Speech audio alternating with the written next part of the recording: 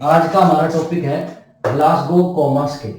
Glasgow coma scale एक ऐसा scale है जो पता चलेगा जिससे कि कोमा पेशेंट को है या नहीं। ठीक है भाई। तो कोमा का पता करने के लिए पेशेंट कॉन्शियस है, अनकॉन्शियस है, सेमी कॉन्शियस है, इस चीजों का पता करने के लिए ग्लासगो यूनिवर्सिटी में एक स्केल बना दिया गया है, एक जांच बना दी गई जिससे आप पता कर सकते हो कि पेशेंट कॉन्शियस है, अनकॉन्शियस है या सेमी कॉन्शियस है या कोमा में। तो उसके लिए ये एक स्केल बनाया जिसका नाम है ग्लासगो कोमा स्केल। तुम ग्लासगो से कंफ्यूज मत होना, ग्लासगो कोई साइंटिस्ट का नाम नहीं है, ग्लासगो एक इंस्टीट्यूट है जहां पे इस ग्लासगो कोमा स्केल का निर्माण किया गया, फॉर्मेशन किया गया। ये वो जगह है, ये वो इंस्टीट्यूट है जहां पे ग्लासगो कोमा स्केल को बनाया गया है।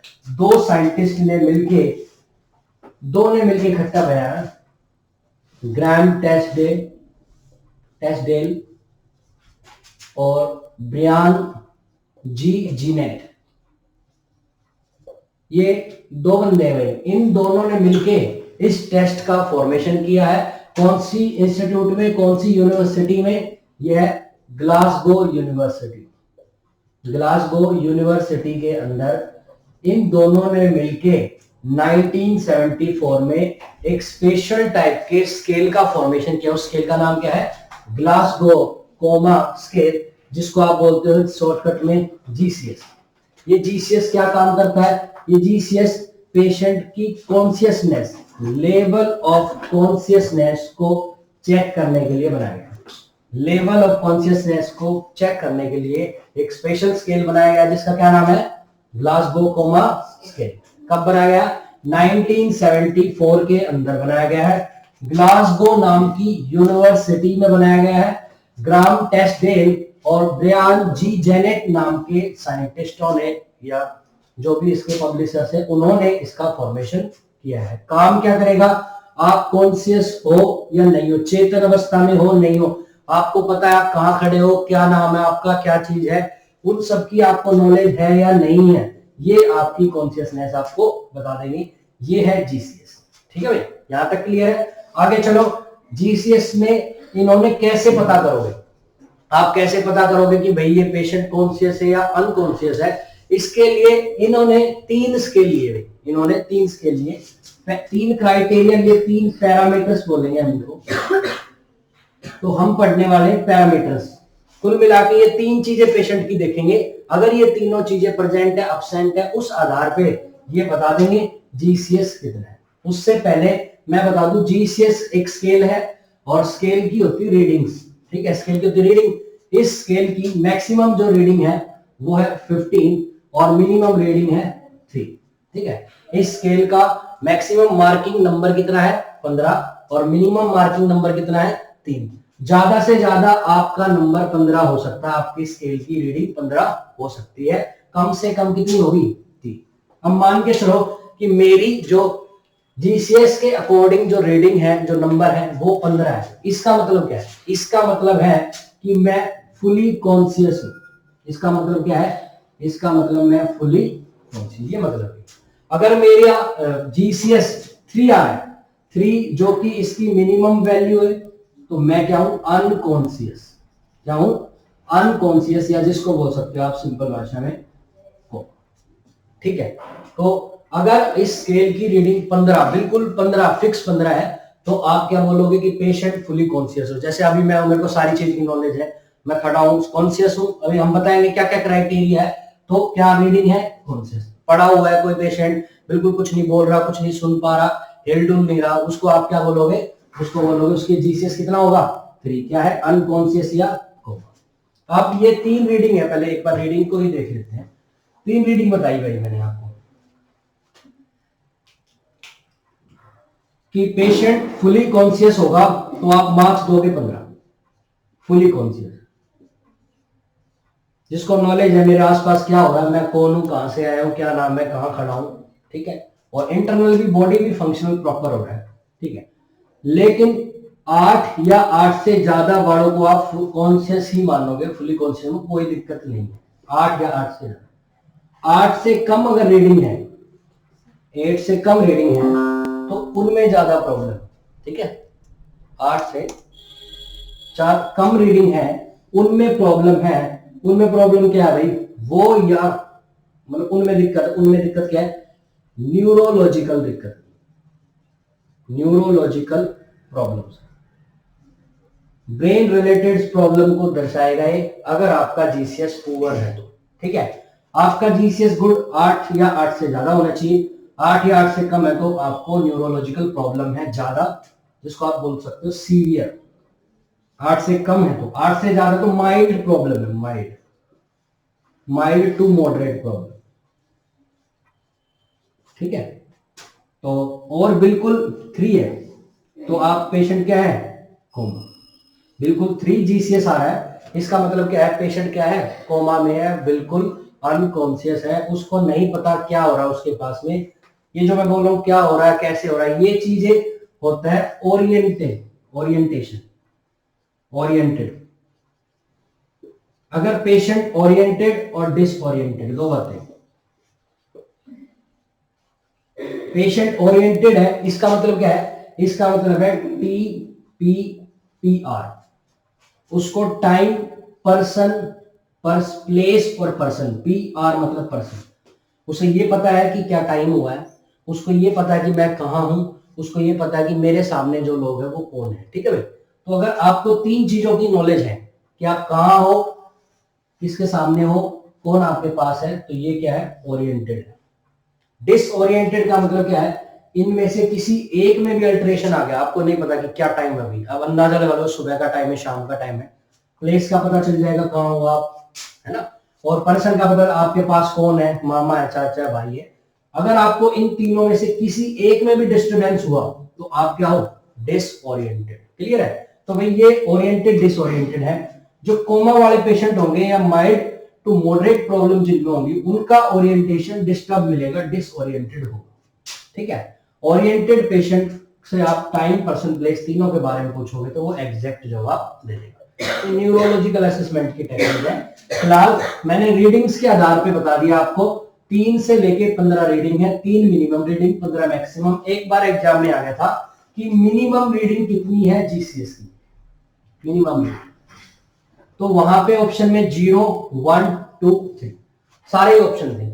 तो भाई सबको लगेगा कि 0 हो सकता है, चलो 0 ना होके 1 हो सकती है, 3 तक तो कोई सोचेगा ही नहीं। और यही चीज का फायदा उठाता है एग्जामिनर, वो देता है जीसीएस की मिनिमम रीडिंग कितनी होगी, 3, और मैक्सिमम कितनी होगी, 50। यहां तक क्लियर है भाई, ये थे जीसीएस की रीडिंग, और रीडिंग के आधार पे क्या प्रॉब्लम है पेशेंट को, नहीं है, वो बता दिया। आगे चलो भाई, आगे बात करें इसके पैरामीटर्स। अब इसमें देखते क्या चीज है, आपको कैसे पता चलेगा कि इस पेशेंट की रीडिंग 3 है, इसकी रीडिंग 5 है, इसकी 10 है, रीडिंग्स का कैसे पता चलेगा, इसके लिए इन्होंने क्या किया, कुछ पैरामीटर्स बनाए, उन पैरामीटर्स के आधार पे पता चलेगा। और ये 3 पैरामीटर्स बनाए हुए इन्होंने, तो हम पढ़ेंगे पैरामीटर्स ऑफ जीसीएस, मतलब ग्लासगो कोमा स्केल। 3 पैरामीटर्स बनाए गए इन्होंने। फर्स्ट जो पैरामीटर है वो है आई रिस्पॉन्स, आंखों का कैसा रिस्पॉन्स है, आई रिस्पॉन्स बताएंगे। आई रिस्पॉन्स कैसा है, अगर पुअर आई रिस्पॉन्स है या आई रिस्पॉन्स बिल्कुल भी नहीं है तो आप रीडिंग दोगे। अच्छा, दूसरा एक बार देख लेते, बाद में बताऊंगा। दूसरा है मोटर रिस्पॉन्स,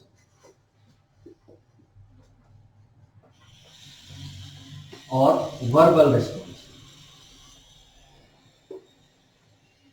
वर्बल रिस्पॉन्स, पहले हम वर्बल रिस्पॉन्स चेक करते हैं, लास्ट में मोटर करते हैं। तो मैं इसको रीडिंग दूंगा सेकंड, इसको दे रहा हूं थर्ड, समझने के लिए। ठीक है, ट्रिक क्या है, आपको कैसे याद होगा कि जीसीएस की कितनी रीडिंग्स है, जीसीएस की रीडिंग 3 है, ये तो आप याद रख लोगे, 3 इसमें वर्ड है, 3 ही रीडिंग। 3 रीडिंग को याद रखने की टेक्निक है ईवीएम। ईवीएम मशीन होती है भाई जो वोटिंग वगैरह में काम आती है, इलेक्ट्रॉनिक वोटिंग मशीन बोलते हैं उनको, वहीं से आपको याद हो जाएंगे। 3 क्राइटेरिया इसके, EVM, E for eye response, V for verbal मतलब बोलने का, verbal, M for motor response. 3 response है भाई, आई रिस्पॉन्स, वर्बल रिस्पॉन्स और मोटर रिस्पॉन्स। आई मतलब आई ओपनिंग हो रही है नहीं हो रही, उसकी बात। वर्बल बोल पा रहा है पेशेंट, नहीं बोल पा रहा है। और मोटर रिस्पॉन्स पेशेंट का मसल्स सिस्टम जो वो एक्टिवेट है या नहीं है। ठीक है, इन तीनों चीजों की।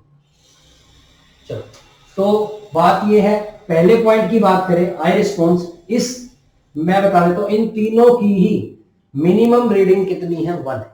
मिनिमम रीडिंग कितनी है, 1। अगर पेशेंट को, आप पेशेंट के पास गए और उसने बिल्कुल आई रिस्पॉन्स नहीं किया, तो आप कितनी रीडिंग दोगे उसको, मिनिमम रीडिंग की बात करो। तो मिनिमम रीडिंग आप किसी भी रिस्पॉन्स की 1 रहेगी। पेशेंट को बोला आपने कि हाँ भाई हाथ हिला के दिखाओ, बोल के दिखाओ, क्या नाम है, कहां से आए हो, पेशेंट ने कुछ नहीं बोला। आपने उसको मारा पीटा, मतलब पेन स्टिमुलाई भी दिया, तब भी हिलाया डुलाया, सब कुछ किया, लेकिन पेशेंट ने नहीं बताया कि वो कौन है, क्या नाम है, बोल नहीं पा रहा, वर्बल रिस्पॉन्स बिल्कुल भी नहीं है। मिनिमम रीडिंग कितनी होगी, मोटर मतलब मूवमेंट, उसको बोला जाएगा अपने हाथ पैर हिलाओ, हाथ उठाने के लिए बोला जाता है। ज्यादातर पेशेंट को बोलोगे हाथ उठाओ, उसने हाथ नहीं उठाया, उसको सेंट्रल पेन, पेरिफेरल पेन दिया, ईयर लोब को पिंच किया, सेंटर पेन, चेस्ट को पिंच किया, पेशेंट का कोई रिस्पॉन्स नहीं है। रिस्पॉन्स भी है तो एबनॉर्मल रिस्पॉन्स है, बिल्कुल भी नहीं है रिस्पॉन्स, तो रीडिंग कितनी होगी, इन तीनों ही कैटेगरी की मिनिमम रीडिंग कितनी होगी, 1 होगी। आपने आई रिस्पॉन्स पेन किया, बोला, लेकिन पेशेंट ने आंख का रिस्पॉन्स ही नहीं किया, आंखों से आपको देखा ही नहीं, आंखों की कोई मूवमेंट नहीं है, खोली नहीं आंख, तो आप रीडिंग कितनी दोगे, 1। बोलने के लिए बोला कि क्या नाम है, पेशेंट ने वर्बली कुछ भी नहीं बोला, आपने सब कुछ ट्राई किया लेकिन पेशेंट ने कुछ नहीं बोला, रीडिंग कितनी दोगे, 1।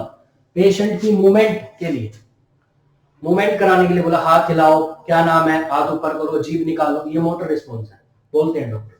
आपने चेक किया, पेशेंट ने नहीं बोला, आपने सारी तरीके से चेक किया, लेकिन पेशेंट ने कुछ मोटर रिस्पॉन्स नहीं किया, रीडिंग कितनी दोगे, तो इस कैटेगरी की, इस जीसीएस की मिनिमम रीडिंग तीनों की काउंट करोगे कितनी आ रही है।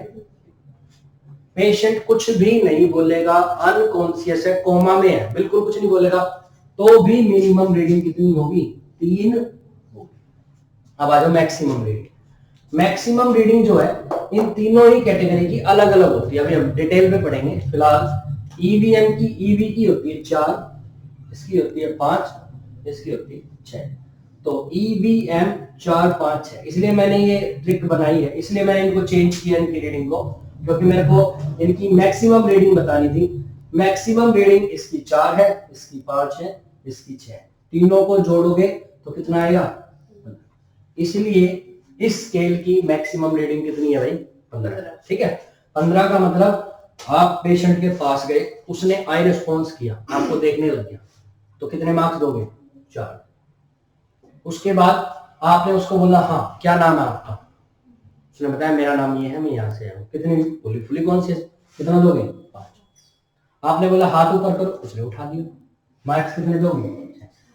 एक बार में बिना किसी प्रॉब्लम से पेशेंट को जो कमांड दी गई उसने फॉलो की, आप मैक्सिमम रीडिंग इस स्केल की दे दोगे, 4, 5, 6, टोटल कितना होगा, 15। इसलिए मैंने बोला था जो फुली कॉन्शियस पेशेंट होगा उसका जीसीएस 15 होगा, जो अनकॉन्शियस या कोमा का पेशेंट होगा उसकी मिनिमम रीडिंग कितनी होगी, मतलब 3 रीडिंग आपको देखने को मिलेगी जीसीएस स्केल की पुअर रीडिंग। और ये क्राइटेरिया बहुत इंपॉर्टेंट है जब आप न्यूरोलॉजिकल डिसऑर्डर की तरफ चलते हो। न्यूरोलॉजी, ब्रेन और ब्रेन रिलेटेड जितनी भी प्रॉब्लम्स हैं, ठीक है, नर्व सिस्टम रिलेटेड जितनी प्रॉब्लम है, उन सभी में जीसीएस स्केल सबसे पहले डाउन होता है।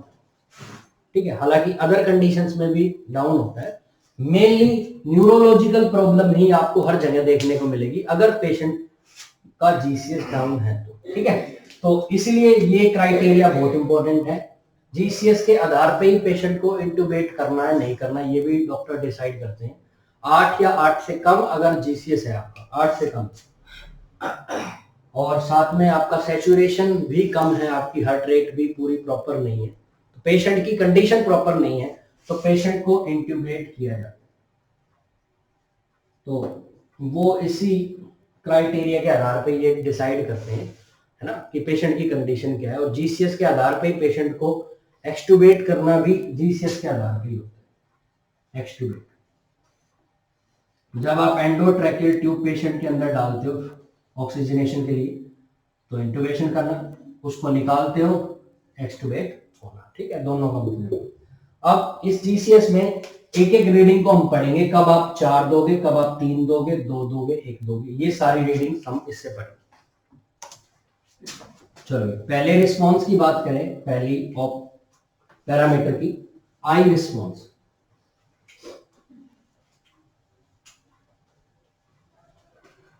आई रिस्पॉन्स की मैक्सिमम रीडिंग कितनी है? मैक्सिमम रीडिंग है कितनी? 4 थी, तो 4 3 2 1, ठीक, 4 3 2 1। आप 4 रीडिंग कब दोगे? आप किसी अननोन पेशेंट के पास या अननोन पर्सन के पास गए और आपने देखा उसकी तरफ, और वो भी आपकी तरफ आंख खोल के देखने लगे, है ना, स्पॉन्टेनियस आई ओपनिंग, स्पॉन्टेनियस आई ओपनिंग। आप गए पेशेंट की तरफ, है ना, हम पेशेंट की बात करेंगे, और पेशेंट ने स्पॉन्टेनियसली आंख खोल के आपको देख रहा है, आप रीडिंग कितनी दोगे? 4, ठीक है। दूसरा 3 रीडिंग कब दोगे? टू वर्बल कमांड, ठीक है। अब की बार पेशेंट ने देखा नहीं, आंख बंद थी पेशेंट की, लेकिन जैसे ही आपने बोला हेलो, या आपने कुछ भी, हाँ क्या नाम है आपका, या कहां से आए हो, आपने कुछ भी कमांड दी वर्बली, और उसने प्रॉपर आई ओपनिंग किया, तो मार्क्स कितने दोगे? 3, ठीक है। पहले तो स्पॉन्टेनियस आई ओपनिंग, कुछ भी नहीं किया आपने, सिर्फ क्या किया, आपने पेशेंट के पास गए और पेशेंट ने आई ओपनिंग प्रॉपर की, आप मार्क्स कितना दोगे? 4। लेकिन अभी आंख बंद, लेकिन अब सेकंड कंडीशन में, लेकिन आपने वर्बल कमांड दी और पेशेंट ने आई ओपनिंग कर दी, आप मार्क्स कितने दोगे?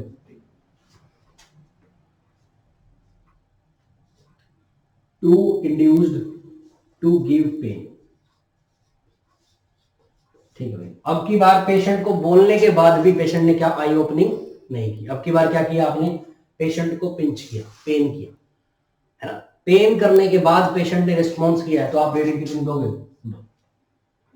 और पेन करने के बाद भी रिस्पॉन्स नहीं किया तो आई ओपनिंग नहीं हुई तो नो रिस्पॉन्स, ठीक है। तो अलग अलग रीडिंग्स यहाँ पे देखने को मिलेंगी। हाँ भाई चलो, तो 4 रीडिंग कब दोगे आप आई रिस्पॉन्स में? जब स्पॉन्टेनियस आई ओपनिंग होगी, पेशेंट के पास गए और उसने आंख ओपन कर दी, कितनी रीडिंग दोगे? 4। लेकिन अब की बार आंख ओपन नहीं की, आपने उसको वर्बल कमांड भी बोले, हेलो, हाँ भाई कौन हो आप, उसने बोला 3 रीडिंग दो। आपने उसको पिंच किया, पेन किया, क्योंकि उसने बोलने से रिस्पॉन्स नहीं करेगा, तब आप पिंच करो, और आप उसको पेन दिया, स्टूमलाई किया, ईयर लो पेन, चेस्ट पेन, है ना, पेरिफेरल पेन दिया, पेशेंट ने रिस्पॉन्स किया, रीडिंग कितनी दोगे? 2। फिर भी रिस्पॉन्स नहीं किया, रीडिंग कितनी दोगे? 1, ठीक है। इस तरीके से अलग अलग रीडिंग आई ओपनिंग की होगी, मैंने आपको सारी बता दी, ठीक है। चलो नेक्स्ट की बात करें, नेक्स्ट जो है वो है वर्बल रिस्पॉन्स। नेक्स्ट जो है verbal response.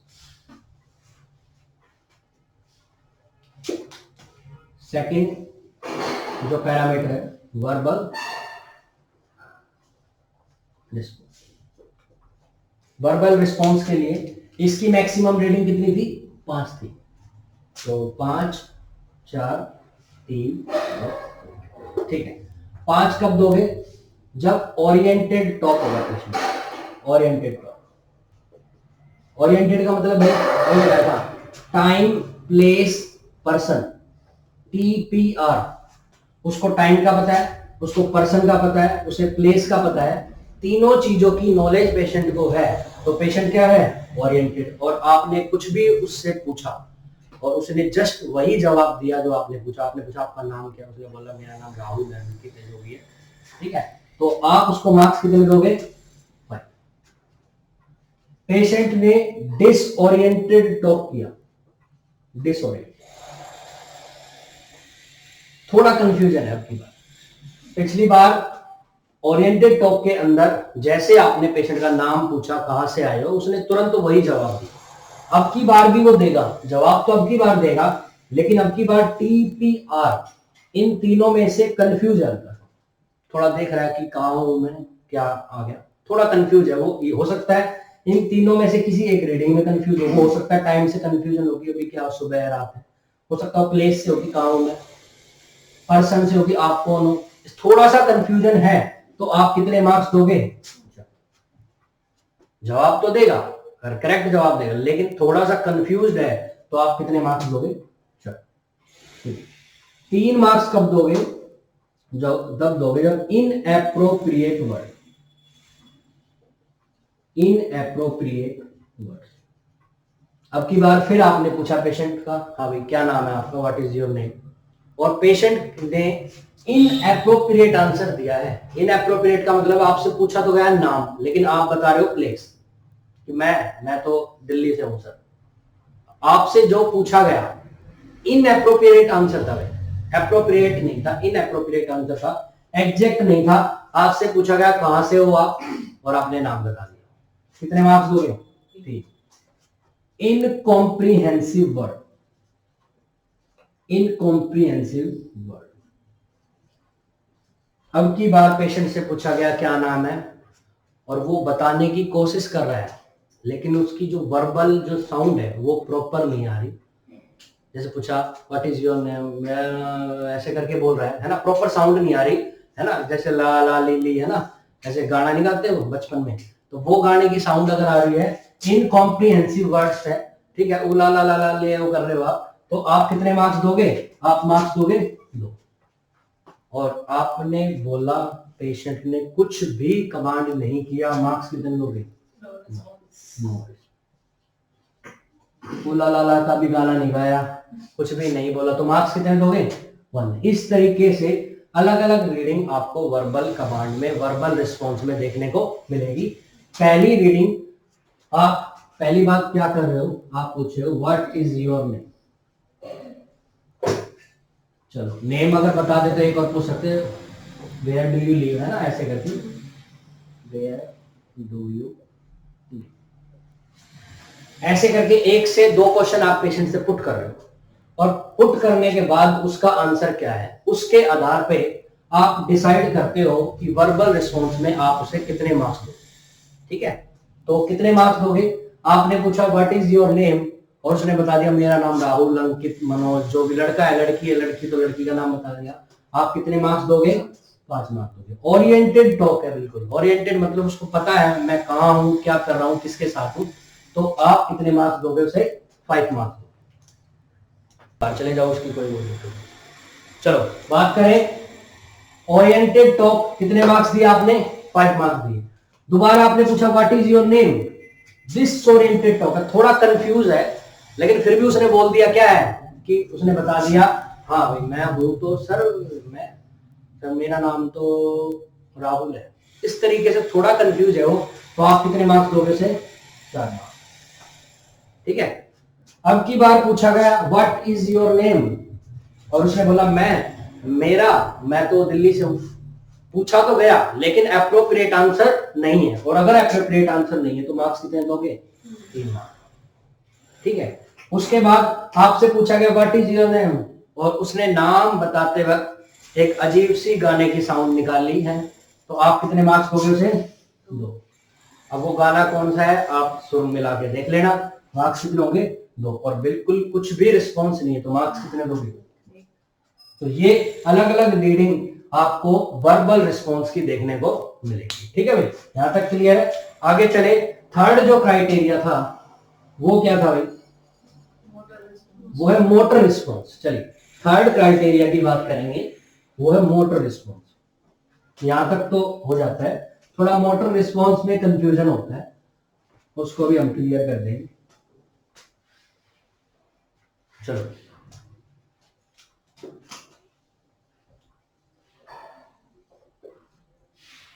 Motor response, motor response की मैक्सिमम रीडिंग कितनी है? वो है 6, और मिनिमम रीडिंग कितनी है?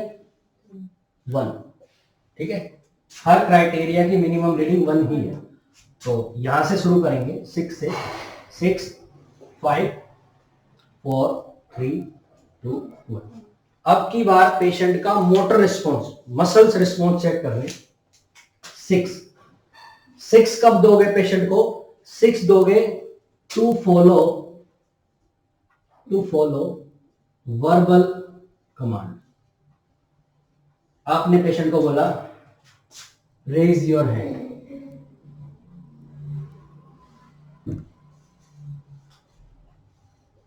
अपना हाथ उठाओ। पेशेंट ने उठा दिया, कितने मार्क्स दिया? 6। अब की बार आपने बोला रेज योर हैंड, लेकिन अब की बार गड़बड़ होगी। अब की बार क्या हुआ? अब की बार उसने नहीं उठाया, तो आपने पेन प्रोवाइड किया, to give pain, to give pain. Pain दिया आपने, कौन सा पेन? Peripheral pain. ठीक है, पेरिफेरल पेन में ईयर लोब्स को भी पिंच कर सकते हो, और पेरिफेरल पेन में जो फिंगर टिप्स हैं उनको भी आप प्रेस कर सकते हो पेशेंट की। जैसे आप फिंगर टिप को प्रेस करोगे, तो जैसे लेफ्ट हैंड साइड की आप फिंगर को प्रेस कर रहे हो, लेफ्ट साइड पे आप पिंच कर रहे हो ईयर लोब को, तो दूसरे हाथ से पेशेंट हटाने की कोशिश करें। अगर ऐसा कर रहा है टू गिव पेन, तो आप क्या करोगे? मार्क्स दोगे 5। ठीक है, और फ्लेक्शन विड्रॉल कर रहा है तो तीसरा है फ्लेक्शन विड्रॉल। फ्लेक्शन विड्रॉल का मतलब है अब की बार वो दूसरे हाथ को नहीं ला पा रहा, अब की बार और मोटर रिस्पॉन्स है। इस मान लो यहां से आपने पिंच किया, पेरिफेरल पेन किया, तो इसी हाथ को वो खींचने की, वर्क विड्रॉ का मतलब होता है खींचना, लेना, और फ्लेक्स मतलब इस हाथ को फ्लेक्स करना। तो मान के चलो अगर इस हाथ को मेरे को पिंच किया जाए और मैं इसको अपनी तरफ खींचूं, तो ये तो होगा विड्रॉ, निकालना, खींचना। विड्रॉ करते हो आप पैसे निकालते हो ना, तो विड्रॉ का मतलब तो खींचना, और इस हैंड में क्या हो रहा है? फ्लेक्शन। इस हाथ का ये है फ्लेक्शन, ये है एक्सटेंशन। तो आप हाथ को फ्लेक्स भी करोगे, साथ में विड्रॉ भी करोगे, विड्रॉ फ्लेक्शन बोलते हैं इसको। और अगर पेशेंट विड्रॉ फ्लेक्शन कर रहा है तो आप मार्क्स कितने दोगे? 4। लेकिन ये कब करेगा? जब आप पेरिफेरल पेन दो। आपने पेशेंट को पेरिफेरल पेन दिया, देखो इन दोनों में अंतर क्या है? दोनों में ही आपने पेरिफेरल पेन दिया, लेकिन इस कंडीशन में जब आपने ईयर लोब को पिंच किया, तो दूसरे हाथ का इस्तेमाल करके पेशेंट ने इसको हटवाया, है ना, पेशेंट को, क्लाइंट को। लेकिन अब की बार वो इतनी मोटर रिस्पॉन्स अच्छी नहीं है कि दूसरे हैंड को उठा के यहां तक लाए। अब की बार क्या किया? इसी हाथ को वापस खींचना। ये कंडीशन थोड़ी सी सीवियर है, तो आप यहाँ पे 5 मार्क्स दोगे, यहाँ पे 4 मार्क्स दोगे। दोनों में ही आपको पेरिफेरल पेन देना पड़ेगा। ठीक है, दोनों में ही आपको पेरिफेरल पेन देना पड़ेगा। पहले में आपने पेन दिया तो पेशेंट ने दूसरे हाथ से हटाया, अब की बार पेन दिया तो उसी हैंड को वापस खींचने की कोशिश कर रहा है। कितने मार्क्स दोगे? और ये दोनों में abnormal, normal flexion, abnormal extension. ठीक है, एबनॉर्मल फ्लेक्शन, एबनॉर्मल एक्सटेंशन। इस कंडीशन में इन दोनों में आपको अब की बार देना है सेंट्रल पेन, जिसको बोलते हैं सेंट्रल पेन, बोलेंगे सेंट्रल पेन। इसमें चेस्ट को पिंच करते हैं। ठीक है, चेस्ट को पिंच करते हैं, सही है ना। पिंच जब चेस्ट को करोगे आप, तो अगर पेशेंट फ्लैक्स्ड हो रहा है, तो है ना, आगे की तरफ पूरी बॉडी फ्लैक्स्ड हो रही है, आगे की तरफ झुक रही है, इस कंडीशन को बोलते हैं एबनॉर्मल फ्लेक्शन। पेशेंट का एबनॉर्मल फ्लेक्शन हो रहा है, शोल्डर एबडक्ट हो रहे हैं शोल्डर, और पूरी बॉडी फ्लेक्स हो रही है। अगर इस तरीके से पेशेंट की पोजीशन हो रही है, तो आप बोलोगे ये हो रहा है एबनॉर्मल फ्लेक्शन। और ये कब होगा? जब आप चेस्ट पेन को, जैसे आप चेस्ट पिंच करोगे पेशेंट की, वैसे पेशेंट अपनी बॉडी की आगे की तरफ खींचेगा, जैसे मैं अभी कोशिश कर रहा हूं करने की। वैसा अगर आपको शो हो रहा है, सेंट्रल पेन देने के बाद शो हो रहा है, तो आप मार्क्स कितने दोगे? और आपने चेस्ट पिंच की, एबनॉर्मल एक्सटेंशन किया पेशेंट ने, ये जो शोल्डर है ये एबडक्ट हुए, दूर गए, है ना, तो आप इस कंडीशन को बोलते हैं एबनॉर्मल एक्सटेंशन। और आप कितने मार्क्स दोगे? आप मार्क्स दोगे 2 मार्क्स दोगे। ठीक है, इस पोजीशन को, जिसमें पेशेंट एबनॉर्मल फ्लेक्शन कर रहा है, इसको बोलते हैं decorticate position. Decorticate position, decorticate position. Brain related problem है, कॉर्टेक्स हिस्सा जो ब्रेन का है उसकी दिक्कत के कारण होता है, इसलिए इसे कॉर्टिकेट वर्ड यूज किया गया। पोजीशन में एबनॉर्मल पूरी बॉडी फ्लेक्स हो जाएगी। सेंट्रल पेन चेस्ट पिंच करने के बाद होगा।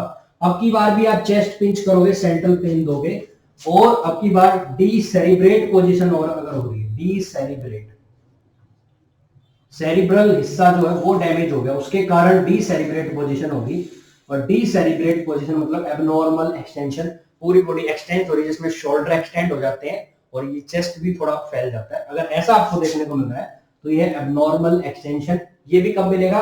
जब आप पेशेंट को सेंट्रल पेन दे रहे हो, सेंटर पिंच कर रहे हो, और इसी को आप बोलते हो डीसेरिब्रेट पोजीशन। और अगर डीसेरिब्रेट पोजीशन हो रही है, एबनॉर्मल एक्सटेंशन हो रहा है, तो आप मार्क्स कितने दोगे? 2। तो दोनों एक, ये दोनों के एक दूसरे से मिलते जुलते, ये दो इकट्ठे याद होते हैं, ये दोनों इकट्ठे याद कर लो, और एक सिंगल में याद है। सिंगल तो याद हो जाएगा, आपने पेशेंट को बोला और उसने वही कमांड फॉलो की। मोटर रिस्पॉन्स में मसल्स मूवमेंट होनी चाहिए, हाथ उठाना, ऐसी बात होनी। आपने बोला हाथ उठाओ, पेशेंट ने उठा लिया, वर्बल कमांड फॉलो की, बिल्कुल 6 मार्क्स। कुछ नहीं किया, मार्क्स दे दिया, नो रिस्पॉन्स। आपने चेस्ट भी पिंच की, सब कुछ कर लिया, लेकिन पेशेंट का कोई रिस्पॉन्स नहीं है, मार्क्स कितने दोगे? 1। ठीक है, नो रिस्पॉन्स, मार्क्स कितने होंगे? 1। इस तरीके से अलग अलग रीडिंग के अलग अलग मार्क्स आपको देखने को मिलेंगे। मैंने आपको सारे बता दिए। याद कैसे करोगे? पहले तो 6 नंबर याद करो। आपने बोला, पेशेंट ने फॉलो किया, मार्क्स कितने दे दिए? 6। कुछ भी नहीं किया, मार्क्स कितने दे दिए? 1। अब आ जाओ इन दोनों के, ये दो सेट इकट्ठे याद करने, ये दो सेट इकट्ठे याद करने। पहले 5 और 4 की बात करो, दोनों में ही पेरिफेरल पेन देना है। क्या करोगे? पेरिफेरल पेन दोगे। ईयर लोब को पिंच किया, ईयर लोब को पिंच किया, अगर पेशेंट ने एक हाथ से दूसरे हाथ को उठा के यहां से हाथ हटवाया, तो आप मार्क्स कितने दोगे? तो ही पेन 5। उस ये पिंच यहां किया, इसी को पेशेंट खींच रहा अपनी तरफ, है ना, फ्लेक्स विड्रॉ कर रहा, अपनी तरफ खींच रहा है, मतलब कि दूसरे हाथ को नहीं ला पा रहा, इतनी वर्बल मूवमेंट, इतनी मोटर रिस्पॉन्स नहीं है, मोटर वो नहीं है कंडीशन की वो दूसरे हैंड को कोऑर्डिनेट करके लाए, इसी को खींच रहा है वो वापस। ईयर को तो खींचेगा, और अगर हाथ को पिंच करोगे तो हाथ को खींचेगा। इसको बोलते हैं फ्लेक्शन विड्रॉ। मार्क्स कितने दोगे? पेरिफेरल पेन के 2 हो गए। अपने आप खींच रहा है तो कम दोगे, दूसरे से हटा रहा तो ज्यादा दोगे। 3 और 2 कब आएंगे? Abnormal flexion, abnormal action. पहले बॉडी फ्लेक्स करेगा, दूसरे में एक्सटेंड करेगा। एक्सटेंड वाली ज्यादा खतरनाक है, तो एक्सटेंड वाली को बोलते हैं डीसेरिब्रेट, और फ्लेक्शन को बोलते हैं डीकोर्टिकेट। कॉर्टेक्स हिस्से में दिक्कत होगी तो एबनॉर्मल फ्लेक्शन होता है, और सेरिब्रल हिस्से में दिक्कत होती है तो एबनॉर्मल एक्सटेंशन आपको देखने को मिलेगी। ठीक है भाई, तो इस तरीके से अलग अलग रीडिंग के आधार पे आप जीसीएस की जो भी रीडिंग है उसको नाप के आप कंडीशन देखोगे, और इन सबकी मार्किंग को मिला के, तीनों क्राइटेरिया की मार्किंग को मिलाओगे, और आपके पास जीसीएस स्केल आ जाएगा। अगर ये रीडिंग 8 या 8 से कम है तो पेशेंट की कंडीशन ठीक नहीं है, 8 से ज्यादा तो पेशेंट ठीक है कंडीशन, 15 है तो बिल्कुल खुली कॉन्शियस। ठीक है भाई, तो ये था हमारा छोटा टॉपिक।